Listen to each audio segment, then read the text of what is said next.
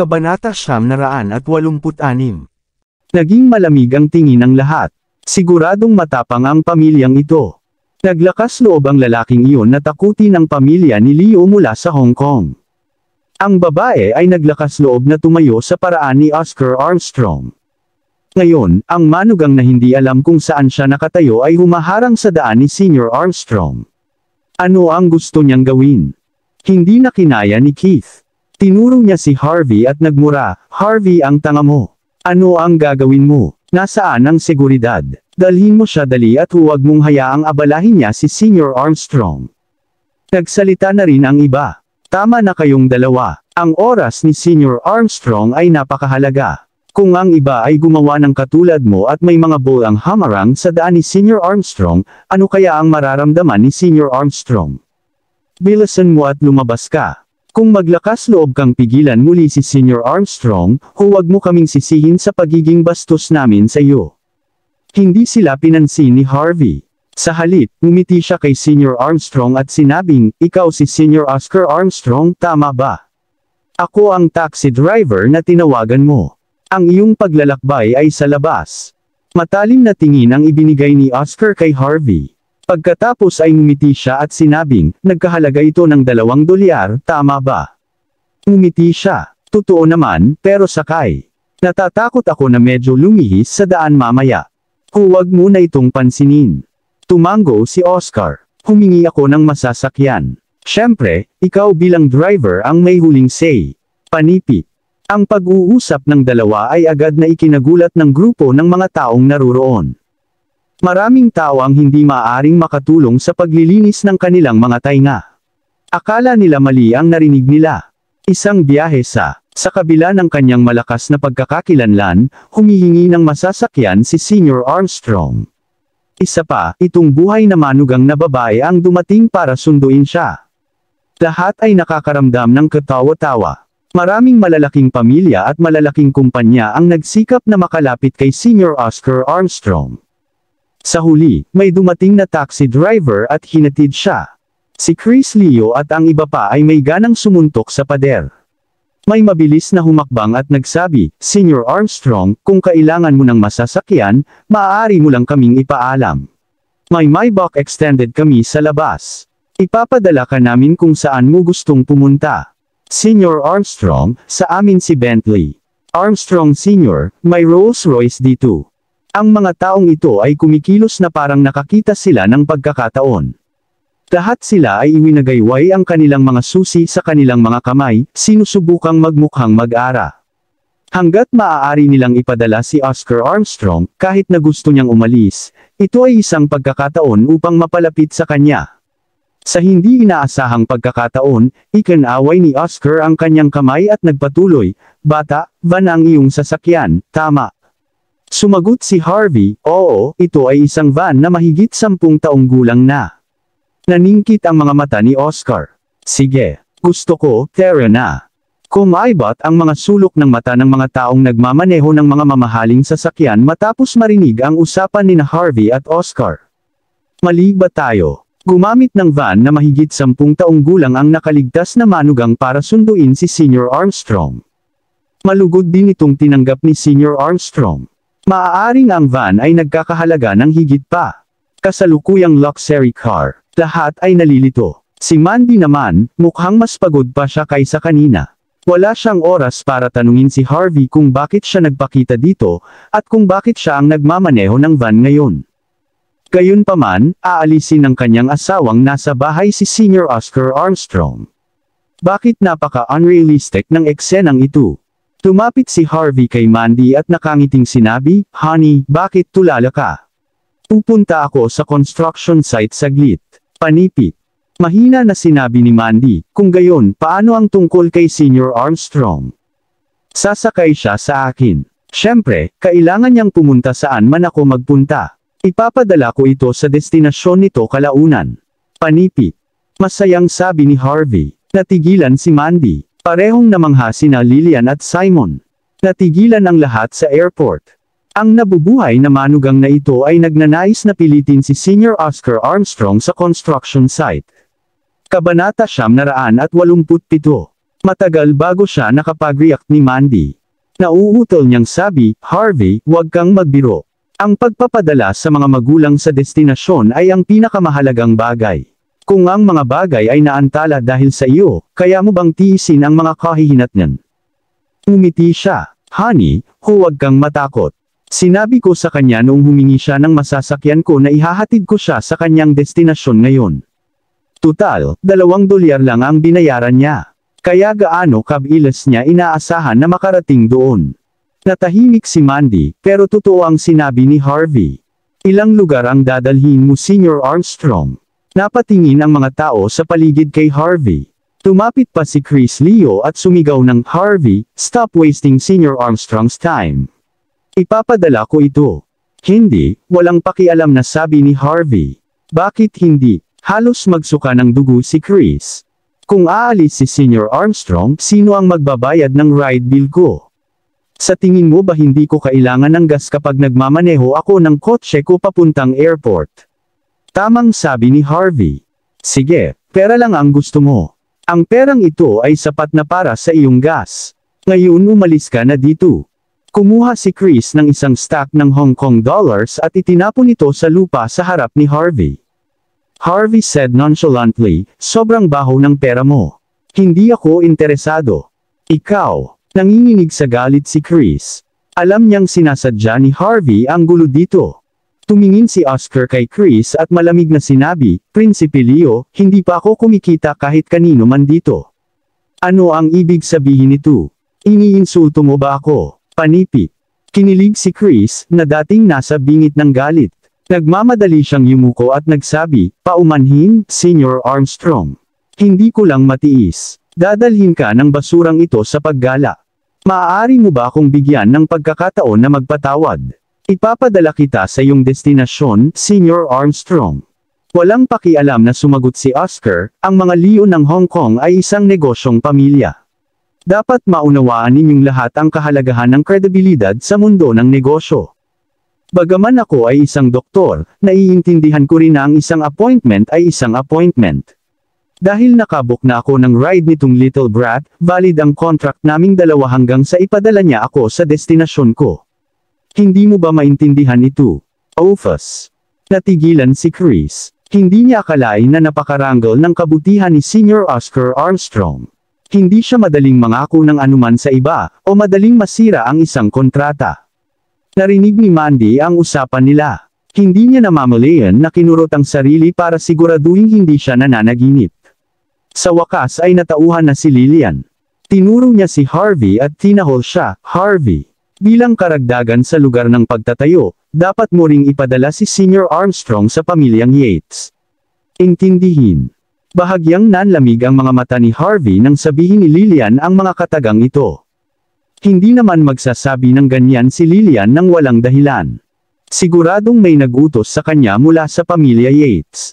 Gayunpaman, walang sinabi si Harvey. Sa halip, sinenyasan niya si Mandy na mauna. Pagkatapos ay dinala niya si Oscar sa parking lot. Natahimik si Ray Hart, na siyang driver. Ano? Napakagaling ni Prince. Dinala niya si Senior Armstrong sakay ng wasak na van. Nataranta ang ibang tao sa airport nang makita nilang pumasok si Senior Armstrong sa nasirang van ni Harvey. Paano ito posible? Walang inaasahan na ang nagpalaki kay Senior Armstrong ay, sa huli, isa lamang manugang. Bilisan mo at pumunta sa construction site ng Silver Nimbus Mountain Resort. Ang walang hiyang Harvey Hort na iyon ay tiyak na dadalhin doon si Senior Armstrong. Sinumpa ng lahat si Harvey na sinasabing siya ay walang hiya. Sa katotohanan, marami sa mga malalaking pamilya at malalaking kumpanya na naruroon ay naiinggit. Kung alam nilang hihingi ng masasakyan si Senior Armstrong, gagamitin nila ang lahat ng miyembro ng pamilya nila at hahayaan silang pumunta sa airport bilang driver. Kabanata 988. Samantala, nagmamadaling pumunta si Mandy sa construction site ng Silver Nimbus Mountain Resort, na parang nagpapapilot ng eroplano. Marami siyang tawag sa daan at nag-ayos ng iba't ibang assignment. Hindi alintana kung paano nakuha ni Harvey ang order na ito mula noong dinala niya si Senior Oscar Armstrong sa construction site. Ito ay isang ginintuang pagkakataon para sa Silver Nimbus Enterprise. Si Simon at Lillian, na nakaupo sa likuran, ay hindi alam kung anong ekspresyon ang ipapakita nang makita nila ang abalang hitsura ng kanilang anak. Sinong mag-aakala na ganito ang bubuo ngayon? Dinala siya ng manugang na walang kinalaman kay Senior Oscar Armstrong. Parang hindi totoo ang lahat. Hindi nagtagal, dumating si Mandy sa construction site. Ang kumpanya ng konstruksyon at lahat ng empleyado ay handa na. Nilinis ng lahat ang lugar at naghanda na salubungin si Senior Oscar Armstrong ng may pinakamataas na paggalang. Kasabay nito, mabagal pa ring nagmamaneho sa kalsada ang maliit na nasirang van. Ginawa ni Ray Hart ang kanyang trabaho bilang isang driver ng may matinding pag-iingat. Naglabas si Harvey ng isang bote ng alak mula sa likod at inihagis kay Senior Oscar Armstrong. Natawa siya at sinabing, "Senior Armstrong, ilang taon na kitang hindi nakikita. Palakas ng palakas ang katawan mo." Napabuntong hininga si Oscar. "Tutal tumatanda pa naman ako. Ang aking kakayahan ay hindi na kasing husay ng dati. Kung hindi ka pa nagpakita noon sa Saudi Arabia, namatay na sana ako sa disyerto ilang taon na ang nakararaan." Panipi. Umiling si Harvey. "Napakabait mo, Senior Armstrong. Galing kami sa Great Country H. Sa ganoong lugar, kahit sino man iyon, ililigtas ko siya kung kaya ko." Tumawa si Oscar. Ang punong instructor ay talagang punong instructor, na laging nakatuon sa paglilingkod sa bayan at sa mga mamamayan nito. Kung wala ka, ang 5 makapangyarihang bansa ay maaaring dumating upang salakayin ang dakilang lungsod ng bansa H. Seryosong sabi ni Harvey, "I can't possible do it myself." Lahat ito ay salamat sa libu-libong mga sarhento na nakipaglaban sa madugong mga labanan sa mga frontline. Napabuntong hininga ulit si Oscar. "Mula sa iyong merito lamang, maaari kang maging isang elder ng hukbo noon pa man. Gayunpaman, pinili mong mag-back out. Ngayon na iniisip ko ito, talagang isang kawalan para sa hukbo." Panipi. Walang pakialam na sabi ni Harvey, 3 years pa lang ako sa military. Walang mawawala sa militar. Sinaman ang tingin ni Oscar si Harvey. "Dapat ikaw mismo ang nagsabi niyan sa Big Boss. Pagdating ko sa Buckwood ay partikular niyang tinawagan ako at hiniling sa akin na turuan ka ng leksyon." Umiti siya. Pagkatapos ay nagkusa siyang baguhin ang paksa at sinabing, "Senior Armstrong, bakit bigla kang pumunta sa Buckwood? May nangyari ba?" Umiti si Oscar. "Dapat narinig mo na ang 9 na departamento ng militar ay magbabago ng depensa kamakailan. Ang unang commander sa Gangnam Military at Southern Light Military ay lilipat." Panipi. "Ang commander-in-chief ng Gangnam ay laging nag-a-adapt. Sinadya kong pumunta para ibigay sa kanya ang recipe." Panipi. "Kung tutuusin, ang Southern Lights Military ang nasa unahan. Kaya, ang unang in-command sa militar ay tiyak na hindi magkakaroon ng anumang problema." Panipi. Ito ang pangunahing dahilan kung bakit naglakbay si Senior Oscar Armstrong pabalik sa Buckwood. Kahit nasa ibang bansa siya, nagmamalasakit pa rin siya sa sariling bayan. Medyo na-touch si Harvey. "Kinidnap kita ngayon. Hindi ba parang masyado akong naging petty?" "Hindi. Well, andito lang siya after few days. Wala akong gagawin nitong 2 araw. Susundan na lang kita at maglalaro." Tumawa si Oscar. "Nga pala, naging asawa mo lang ba ang dalagang iyon?" Gayunpaman, tila hindi niya alam kung sino ka talaga. Panipi. Tumango si Harvey. "Hindi ko pa naamin sa kanya ang lahat. Hindi ngayon ang oras." Kabanata 989. Umiti ulit si Oscar Armstrong. "Matanda na ako. Hindi ako makikialam sa mga gawain ng mga kabataan. Ngunit dahil gusto mo akong dalhin sa isang construction site para tumulong sa pag-advertise at suportahan ito, kailangan mong ipangako sa akin ang isang bagay." Umiti siya. "Anumang kailangan mo, Senior Armstrong." Sabi ni Oscar, "Napakasimple. Gusto ko lang na dumalo ka sa Southern Light Military Region Defense Exchange Ceremony bilang Chief Instructor." Panipi. "Bakit?" Mataimtim na sumagot si Oscar, "Kahit natalo mo na ang 5 makapangyarihang bansa, nabalitaan ko na hindi pa rin natututo ang Island Country, Never Setting Sun Empire, at Amerika. Ang prinsipyo ng Great Country H ay hindi kailanman umaatake maliban kung inaatake, ngunit ang clown na ito ay patuloy na tumatalbog. Nakakadiri. Ikaw, Chief Instructor, ay isang mito ng militar. Ang mga taong ito ay naglalakas loob lamang na lumabas at manggulo dahil nagretiro ka na. Ngunit hanggat nagpapakita ka sa isang semi-pampublikong kaganapan at magsalita ng ilang salita, sapat na ito upang pigilan ang magnanakaw na ito. Napabuntong hininga si Harvey. Noong una ay ayaw niyang sumali sa mga ganoong bagay. Ngunit, dahil sinabi ni Oscar ang lahat ng iyon, ano pa ang masasabi ni Harvey? Kung gayon, hayaan si Ethan Hunt na ipakalat ang salita. Tumawag si Harvey sa harap ni Oscar. Hindi nagtagal, lumabas ang isang kahindik-hindik na balita. Ang pagbisita ni Senior Oscar Armstrong sa Buckwood sa pagkakataong ito ay dahil sa unang pagbabago sa command ng Southern Light Military. Sa seremonya ng paghirang ng bagong unang commander, hindi lamang lilito si Oscar Armstrong Sr., kundi ang mito ng militar, na matagal nang hindi nakikita, ang punong instruktor ng kampo ng espada ay lilito din, lumitaw. Naiintindihan ng lahat ang lahat. Bakit walang tinutulungan si Senior Oscar Armstrong? Nandito pala siya para makipagkita sa Chief Instructor. Naintindihan din ng lahat kung bakit siya mismo ang humingi ng masasakyan. Pagkatapos daw magretiro ang Chief Instructor, napakasimple ng kanyang buhay at walang nakakaalam ng kanyang existence. Humiling si Senior Armstrong ng sakay para sa kanyang sarili. Ayaw niyang may makaistorbo sa tahimik na buhay ng Chief Instructor. Gayunpaman, sa seremonya ng appointment para sa unang commander ng Southern Light Military, lalabas si Armstrong Sr. at Chief Instructor. Ang balitang ito ay nagpasigla sa maraming tao. Upang matugunan ang dalawang maalamat na karakter sa seremonyang ito. Hanggat kilala mo ang isa sa kanila, ang mga benepisyo ay hindi mabilang. Hindi na kailangang sabihin, ang Senior Oscar Armstrong ay may walang kapantay na mga kasanayang medikal. Tungkol naman sa punong instructor, siya raw ay walang kapantay sa pakikidigma at lakas. Nagmamay-ari din siya ng maraming teritoryong komersyal sa ibang bansa. Kahit sobrang humble ng Chief Instructor pagkatapos niyang magretiro, sino ba naman ang hindi magnanais na magkaroon ng pagkakataong makalapit sa ganoong kalaking tao? Noon lang, nagsimulang dumagsa ang undertow sa Buckwood. Maraming tao ang nagsimulang gumamit ng kanilang mga koneksyon, sinusubukang makakuha ng imbitasyon na lumahok sa Southern Light Defense Exchange Ceremony. Samantala, dumating na ang van ni Harvey sa construction site ng Silver Nimbus Mountain Resort. Ang mga empleyado ng kumpanya at mga construction worker ay nagdaraos ng isang engranding welcoming ceremony sa construction site. Ang media ay naghihintay din sa pagdating ni Oscar.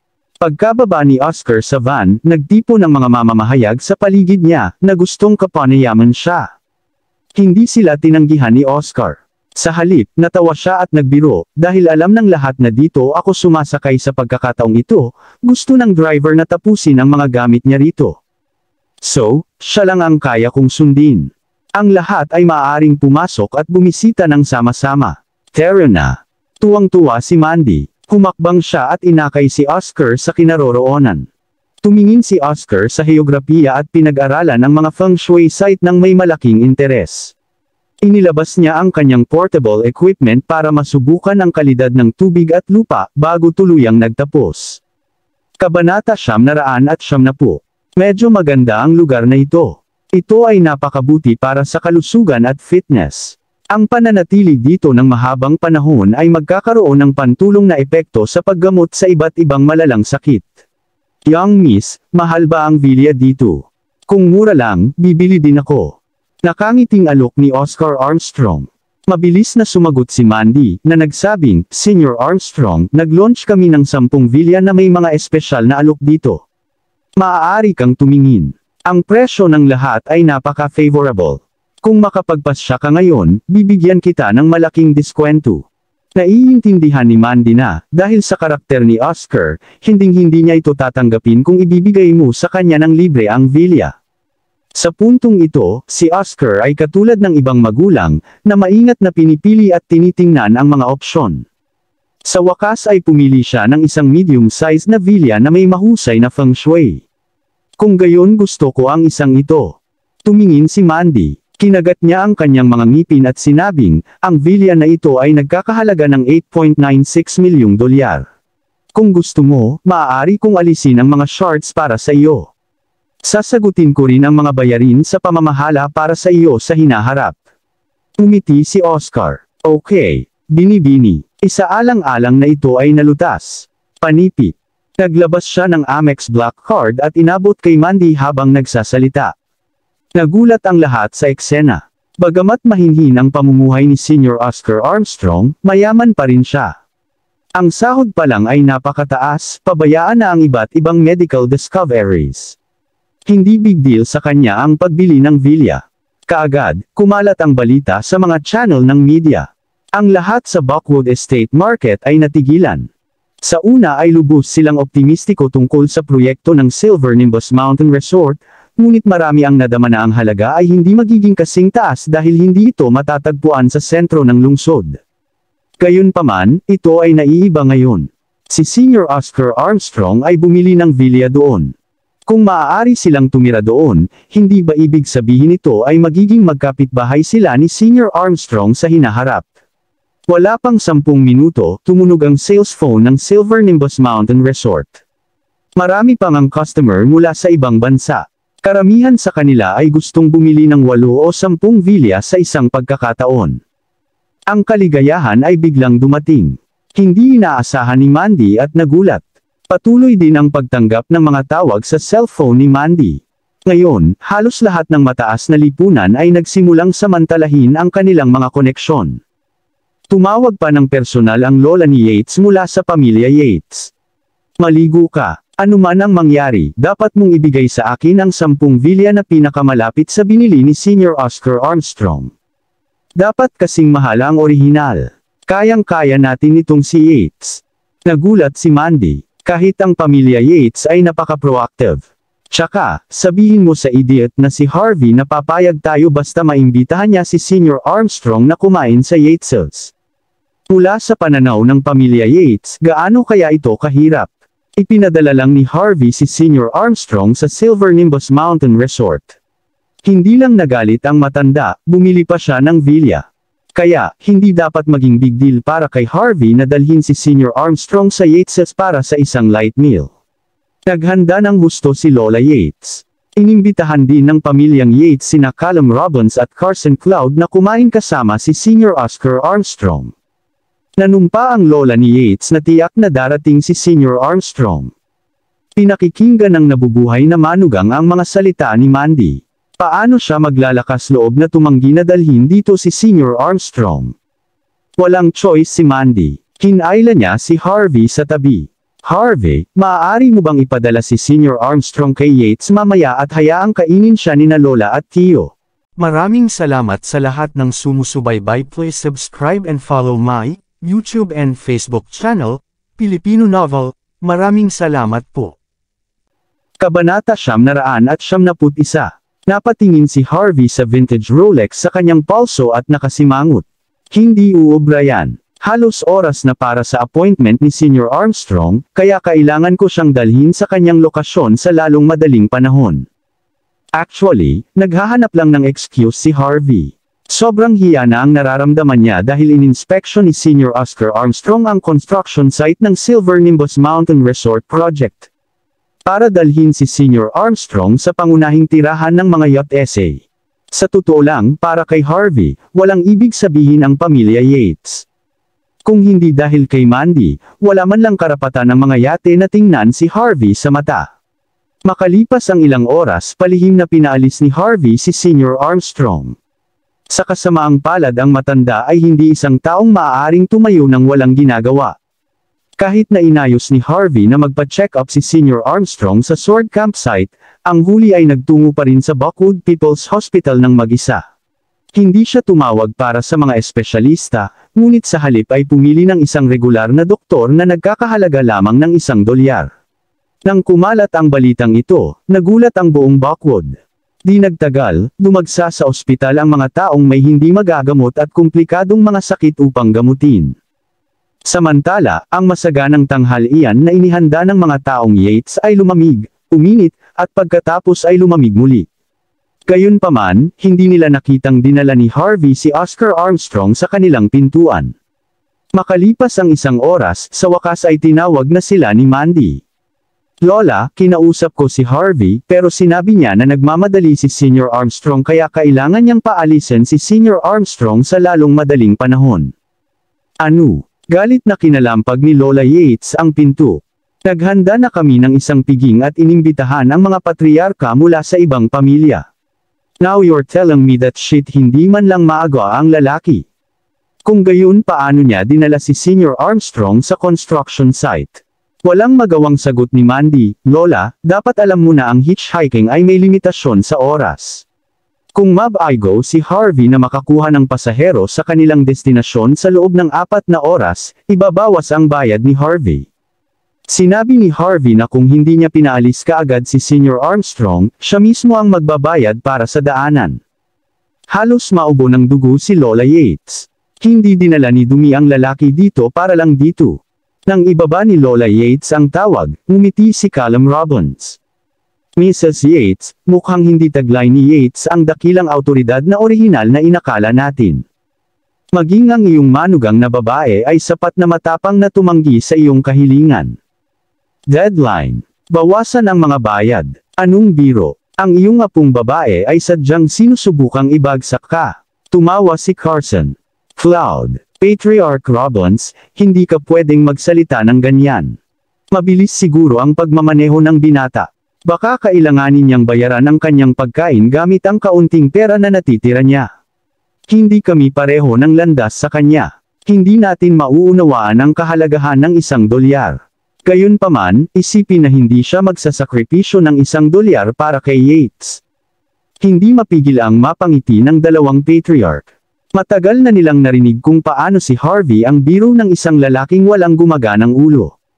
Malaki ang inaasahan nila, batay sa mga pangyayaring nangyari kanina. Hindi importante. Dahil hindi darating si Senior Armstrong, hindi na natin kailangang kainin ito. Mrs. Yates, mangyaring huwag mo kaming imbitahan kung hindi ka sigurado kung sino ang darating. Lahat tayo ay abala. Pagkatapos ay sabay na umalis sina Carson Cloud at Callum Robbins. Nanginginig sa galit si Lola Yates, halos hindi na siya makahinga. Pagkaraan ng ilang oras malamig siyang tumahol, nasaan sila? Dalhin mo sila dito. Maya-maya ay lumitaw si Keith Yates. Ang ikatlong commander sa Southlight ay nagsuot ng nakakatakot na ekspresyon. Tanong ng lola ni Yates kung tungkol sa pagkuha sa buong kumpanya ni Mandy, kumusta? Kalmadong sumagot si Keith Yates, halos maayos na ang mga bagay, ngunit hindi pa ngayon ang tamang panahon. Hindi na kailangang maghintay pa. Tatapakan tayo ng buong pamilya niya kung magtatagal tayo.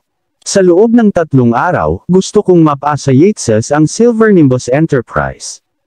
Kabanata 972. Kalaunan ng gabing iyon, pumunta si Harvey sa Buckwood People's Hospital para gamutin si Oscar Armstrong para sa hapunan.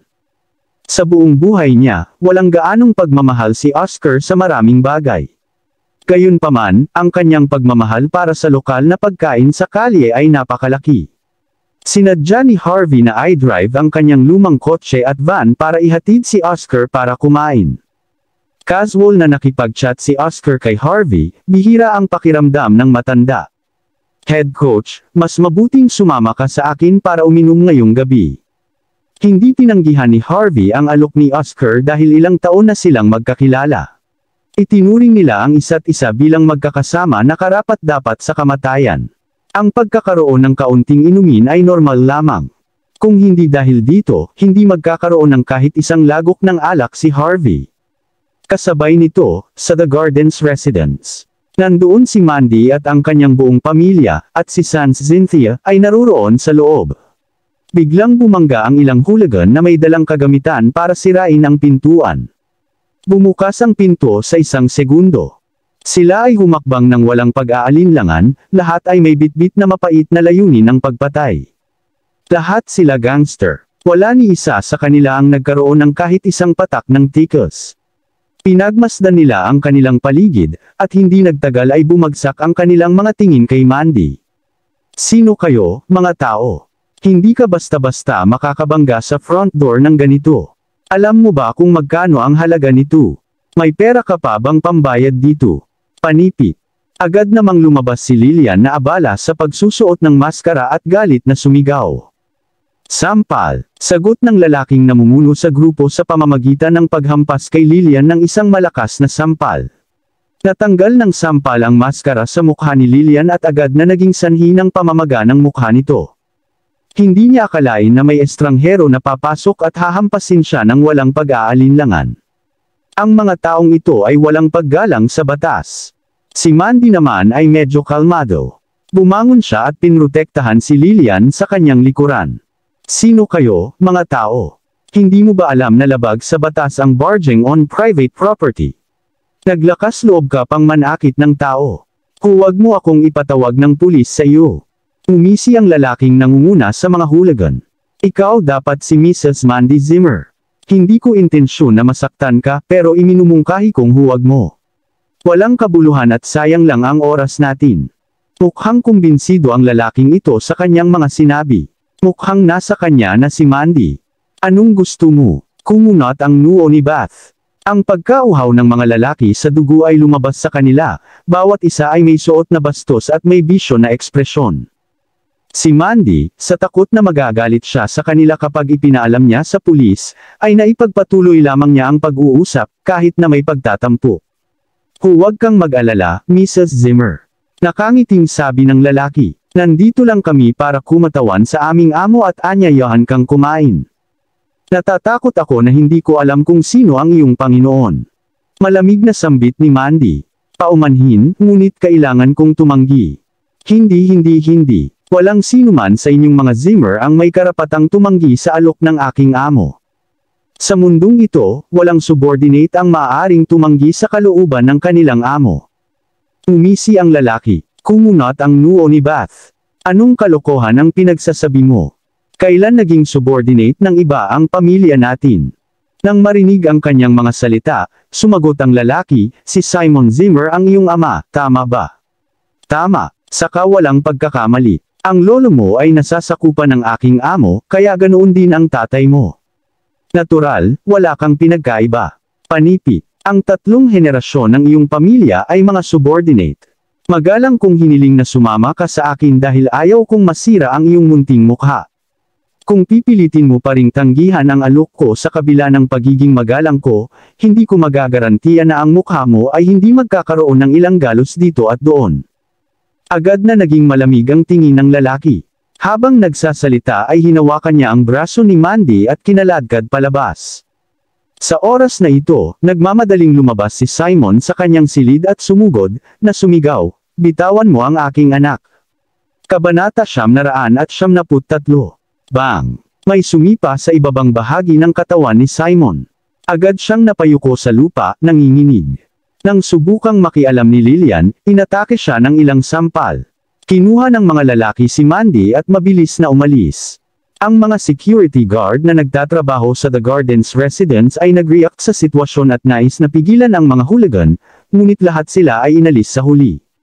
Si Terry Lewis, sales manager para sa The Gardens residence at dati ring kaklase ni Harvey, ay nakatanggap ng balita tungkol sa insidenteng ito makalipas ang mga 10 minuto. Nawala ang kulay sa mukha niya. Tinawagan niya si Harvey sa lalong madaling panahon. Harvey, masama ito. Isang hindi kilalang grupo ng mga thug ang sumalakay sa iyong mga biyenan at kinaladkad ang iyong asawa palayo. Ano? Galit na tumayo si Harvey, na kumakain ng masaganang pagkain kasama si Oscar Armstrong. Napalitan ng nakakatakot na ekspresyon ang mukha niya. Oh, there's someone take Mandy away behind me. The next second, tinawagan niya si Joel Graham. Anong problema mo? Paano magiging walang kakayahan ang seguridad ni Buckwood? Panipi. Binibigyan kita ng 10 minuto. Kung hindi mo alam kung nasaan ang asawa ko ngayon, humanda ka na matanggal ka sa posisyon mo. Samantala, sa suburb ng Buckwood, sa isang beach na katabi ng Hong Kong. Ang lugar ay tinatawag na Gold Coast at nakaharap sa Victoria Harbor ng Hong Kong. Ang Gold Coast ay may mga manor house at villa sa paligid. Ang bawat pulgada ng lupaing iyon ay katumbas ng timbang nito sa ginto. Ang mga taong kayang bumili ng mga bahay dito ay mayayaman at kagalang-galang na mga tao. Walang karapatan ang mga ordinaryong tao na lumapit sa lugar na ito. Sa oras na ito, ang mga gwardya na nakasuot ng itim na suit ay nakaistasyon sa paligid ng Manor 9. Mayroong higit sa 100 tao sa kabuuan. Mahigpit na binantayan ang asyenda, sa paraang hindi makapasok kahit isang langaw. Sa pond sa gitna mismo ng manor ay isang maliit na terrace. 2 tao ang dumalo, ligtas at isang babae. Nasa 20 years old pa lang ang lalaki, pero bakas sa mukha niya ang sobrang yabang. Siya ay walang iba kundi si Grey Jean. At ang babaeng iyon ay si Queen Zimmer. Lumuhad siya sa lupa ng maingat na binabalatan ng prutas, paminsan-minsan ay kumukuha ng isang piraso bago maingat na inilagay sa bibig ni Grey. Saglit na pinakiramdaman ni Grey Jean ang kanyang katawan. Isang mapurol na ekspresyon ang nagkulay sa kanyang mukha. Si Queen ay nilalaro ng napakaraming ibang lalaki. Masyado siyang hiwalay sa isang babae. Sa pamantayan ni Grey, paano niya natitiis ang tingin sa kanya? Nainas siya at halos magtampo. Biglang may narinig na nagmamadaling yabag. Mabilis na naglakad si Zack patungo kay Grey at magalang na yumuko. Master Jean, nandito na ako. Itinapon ni Grey ang prutas sa kamay at tumama sa mukha ni Zack. Kung may sasabihin ka, sabihin mo lang. Pinilit ni Zack ng umiti. Alam kong masama ang pakiramdam mo, kaya naman nandito ako para sorpresahin ka. Nanlamig ang mga mata ni Queen sa sinabi ni Zack. Curious namang tanong ni Grey, oh. Anong sorpresa? Hindi mo ba nagustuhan si Mandy Zimmer kamakailan? Hindi mo ito makukuha dahil kay Oscar Armstrong ngayon. Umisi si Zack, tuloy lang. Kaya hiniling ko sa kanya na pumunta dito at pagsilbihan ka ng maayos ngayong gabi sir, sabi ni Zack na nakahalukip-kip. Papasayahin ka niya at aaliwin ang iyong katawan. Tuwang-tuwa si Grey na kanina pa naiinip. Ano? Dinala mo ang babae dito? Panipi. Dahil kay Oscar, halos imposibleng mapalapit sa kanya kahit sa loob ng Buckwood Business Circle. Paano mo siya dinala dito? Panipi. Kabanata 994. Pumalaklak si Zack. Control. Mayroon nga siyang katayuan, ngunit ito ay isang kumikislap na liwanag kumpara sa iyong pagkakakilanlan. Walang kompetisyon. May napagtanto si Grey at nagtanong, So, I decided to send some people over and bring him here? Nakangiting sabi ni Zack. Napangiti ng mahina si Queen na nakatayo sa gilid. Master Jean, napaka-proud ng babaeng ito. Akala niya ay higit siya sa iba. Dahil lang sa medyo maganda siya, ginagawa niyang malamig ang mga tao. Sa totoo lang, isa lang siyang manipulative na daga na nagpapanggap na inosente. Sinampal ni Grey ang mukha ni Queen at umungol, Don't talk without my permission. Paano paglalaroan ng isang babae na nakakaalam kung gaano karaming lalaki ang may karapatang husgahan siya? Tumayo siya at naglakad-lakad ng 2 beses, at saka sumimangot. Kung nangyari ito bago ang araw na ito, hinayaan ko na itong mag-slide. Pero iba na talaga ang identity ng babaeng ito ngayon kumpara noon. Tayo ay mga alamat lamang ng nakaraan.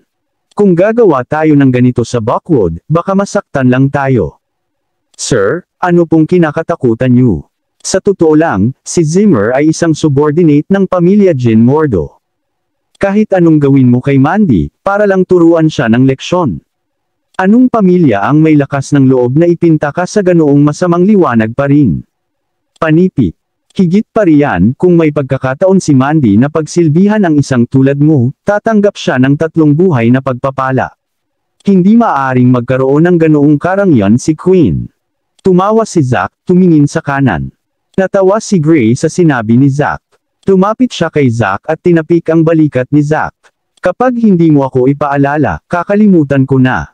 Ang tinatawag na Zimmer ay mga kababata lamang ng pamilya Jean. Sigurado akong walang maglalakas loob na makialam sa mga usapin ng pamilya natin.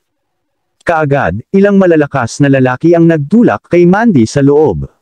Zack, Queen. Kaya kayong dalawa. Nang makita silang dalawa, agad na napagtanto ni Mandy ang nangyayari. Ang sitwasyong ito ay hindi magiging posible kung hindi ang dalawang ito ay nagpapaypay ng apoy mula sa likod ng mga eksena. Hey! Bath! Long time no see. Huwag kang mag-alala. I-record ko ang lahat dito para gunitain ang aming pinakahihintay na muling pagsasama at pagkatapos ay ipadala ito sa iyong asawa na nananatili sa bahay. Gusto kong makita ang mukha ng nabubuhay na manugang kapag niloko siya. Lulunukin ba niya ang pride niya? O sabog siya sa galit. Ipinakita ni Queen ang buong lawak ng kanyang pagkamuhi kay Mandy. Kahit nakasalukuyang nakaluhod si Queen sa lupa, nagawa pa rin niyang sabihin ang mga salitang ito sa pamamagitan ng pagngangalit ng mga ngipin. Si Zack, gayunpaman, ay nagbigay ng matalim na ngiti kay Mandy at sinabing, "Mandy, bago magsimula ang anumang bagay, kailangan kong ipakilala sa iyo ang lalaking ito. I assume na balitaan mo na ang pamilya ni Jean Mordu dati, di ba? Isa sila sa 10 dakilang pamilya ng Country H. Si Zimmer ay isang sangay ng Jeans. To put it bluntly, lahat tayo ay subordinate ng Jean family. At ang lalaking nasa harapan mo ay walang iba kundi si Lord Grey Jean ng Mordu. Siya ang taong gusto ang iyong mga serbisyo para sa gabing ito. Kung mapasaya mo siya, makukuha mo ang lahat ng pera at kaluwalhatian na gusto mo." Nanlamig ang mukha ni Mandy. Hindi siya makapaniwala sa sinabi ni Zack. Pero walang pakialam si Grey. Nilapitan niya si Mandy at hinusgahan siya na parang isang laruan. Kinausap siya nito na puno ng paghanga, not bad at all. "Napakagandang walang katulad. Tanggalin mo ang iyong damit at hayaan mong suriin ko ang iyong katawan." Kabanata 975. Sampal. Automatikong sinampal ni Mandy si Jean sabay sigaw ng "Bastard! Pervert!" Nanlamig ang hangin sa kanilang paligid nang umalangaw ang kanyang malutong na sampal. "How dare you hit me?" Tinakto ni Grey ang mukha niya, hindi makapaniwala sa mga mata niya na parang nakakita ng hindi kapanipaniwala. "Kahit ang tatay ko hindi pa ako sinaktan. How dare you hit me? How dare you?" Habang sinisigaw niya ito, inangat niya ang kanyang paa at tiyak na sinipa si Mandy sa tiyan. Napakalayo ng paglipad niya kaya nontog siya sa pader. Sumunod naman si Grey kay Mandy at sinampal ito ng napakalakas na parang baboy ang mukha nito. Tumulo ang dugo sa gilid ng labi niya. Gayunpaman, hindi sumuko si Mandy. Inangat niya ang ulo niya at sinaman ng tingin si Grey. "Naglakas loob ka pa ring panliligaw sa akin. Maniniwala ka ba kung sasabihin kong bulagin kita?" Panipit. Binigyan siya ni Grey ng isang malaking ngiti, handang kumilos. Kaya lang pinigilan ni Zack si Grey sa pagsasabing, "Sir, please calm down. Kung sisirain mo ito, sino ang paglalaroan mo ngayong gabi? Saktan mo lang siya pagkatapos mong magtagumpay sa kanya. Walang nagmamadali." Medyo kumalma si Grey matapos marinig ang sinabi ni Zack. Muli niyang sinipa si Mandy, ang impact ay napilitang gamulong sa lupa. Siya ay umatras sa kanyang upuan at nag-utos, "Dalhin mo siya para sa inspection. Kung hindi siya perpekto, patayin mo siya bago niya madungisan ang katawan ko." Oo na. Yumuko si Zack at tumango. Naglakad siya papunta kay Mandy, malamig na tumawa. "Narinig mo ang sinabi ni Mr. Jean, Mandy. Sana ang asawa mo ay siya pa rin ang madungis na walang lakas ng loob na hawakan ka. Kung hindi, hindi ka na magkakaroon ng pagkakataong pagsilbihan si Mr. Jean." Punong-puno ng katwiran si Zack na para bang isang bagay na maipagmamalaki ang paglilingkod kay Grey Jean. Ang lamig ng ekspresyon ni Mandy na parang yelo. Kinagat niya ang kanyang mga ngipin at sumagot, "Zack Zimmer, haharapin mo ang mga kahihinatnan ng lahat ng iyong ginawa." Kahinatnan. Hindi na napigilan ni Zack ang pagtawa. Tumabi siya kay Mandy habang humahagalpak ito ng tawa. Number 1, kung perpekto ka, gagawin ito ni Grey sa iyo at maaani ko ang lahat ng benepisyo.